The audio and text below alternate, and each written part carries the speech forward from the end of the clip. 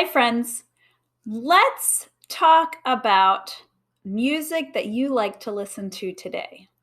I know some people like to turn on the radio and listen to new types of music. And let's explore for the next few weeks how the music got to be created and the pathway it took from when our country started all the way until American music that we like to listen to today. So I hope you can come on this journey with me and explore different ideas and how music came to influence what we like to listen to today. Will you please take out a piece of paper and use these prompts to help you write some words? I want you to either notice, or I think, or I'm reminded of, or I feel. Think about what this music makes you think of, and just write a few words down. You don't have to write a complete sentence, but just write words that it makes you feel.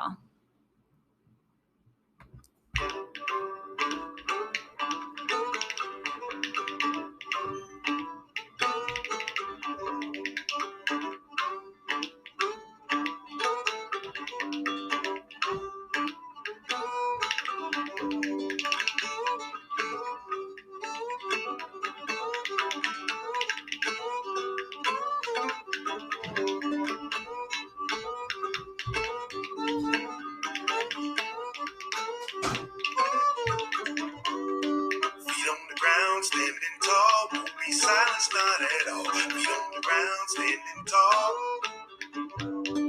Know my story, know my tale. To my folk ain't gonna fail. Know my story, know my tale.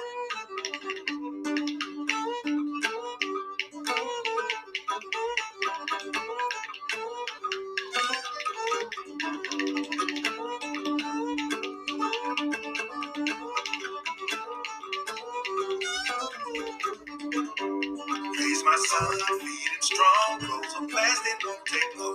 Raise my son, feed him strong. Count my blessings one by one. Don't count them till the day is done. Count my blessings one by one.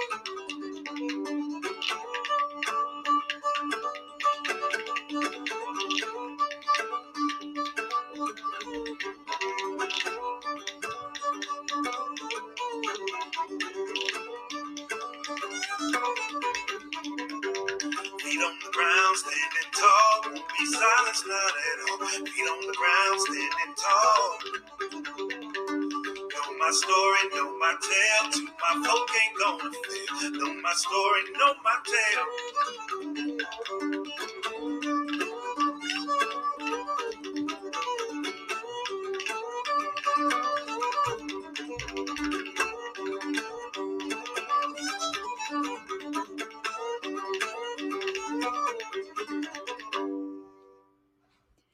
All right. Can you please turn to a partner or turn to somebody close to you or a learning coach, and will you please tell them a little bit of the words that you wrote down so that you guys could talk about what you heard?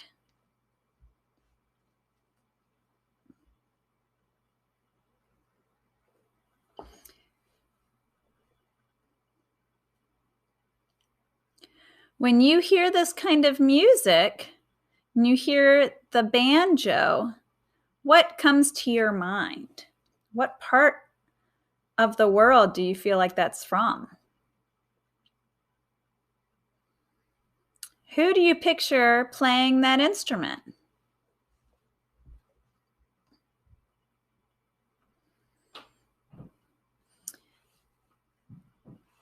So when you hear the banjo, this instrument is really, usually I think of people in the mountains of America playing the banjo, and I think of bluegrass music and people that are kind of sitting on the front porch of their of their mountain house and playing with family members and neighbors. And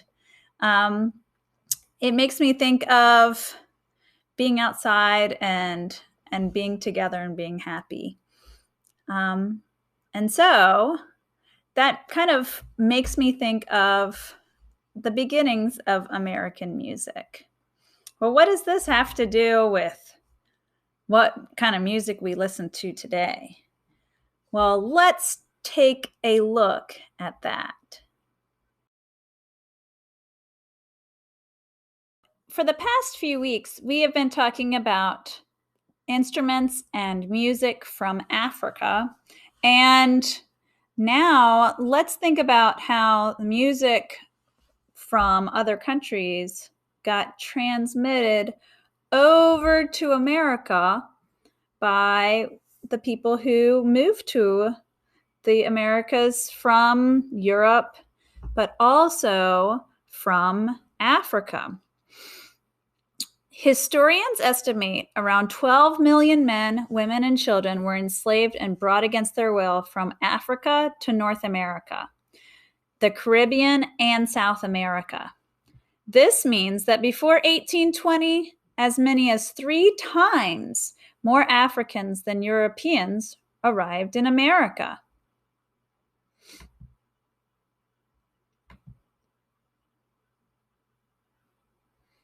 So you can see in Africa, from Africa, they had people that came from 1500s until the 1800s.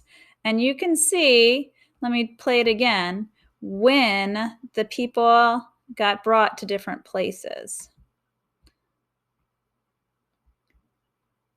So first it was European places, then South America were over 4 million people, and then Central America, over 5 million people, and then to the US, 365,713 people, enslaved people, came from Africa. Well, when they came, they didn't just bring their bodies. Of course, they weren't allowed to bring their instruments, but they brought their knowledge of how instruments were put together and their music that they had. Well, this is an illustration of a drum found in colonial Virginia. The drum looks like what we've been talking about. The drum was originally created by the Akan people in what is today Ghana, Africa. Banjos. Actually, the name banjo didn't appear until the 1770s, but other names and spellings were banger, banya, banja, banjo, or bangil. And around 1795, a slave owner named John Rose painted this watercolor of a dance in South Carolina featuring a banjo player. Early banjos were made from fruit such as gourds, calabashes. Both were hollowed out and dried, which made the body hard to resonate sound. This is an illustration of a banjo found in Suriname in South America. It has 3 long strings and 1 short string, like the Haitian banza. So does that make you think, did you think that banjos were from the Black heritage, from the African heritage? Now let's talk about the dances. We've talked about the dances from Africa, and it was brought over to America too. Enslaved people were sometimes forced to dance and play music as entertainment for those who held them as property. Enslaved men and women danced the kalenda or kalinda in French-speaking colonies. Governments banned the dance because they thought it was too aggressive and would lead to a revolt. So things that maybe you thought were traditions maybe that you think of us singing and dancing and playing now, you might not have thought that it came from Africa. You might have thought that it came from a different country.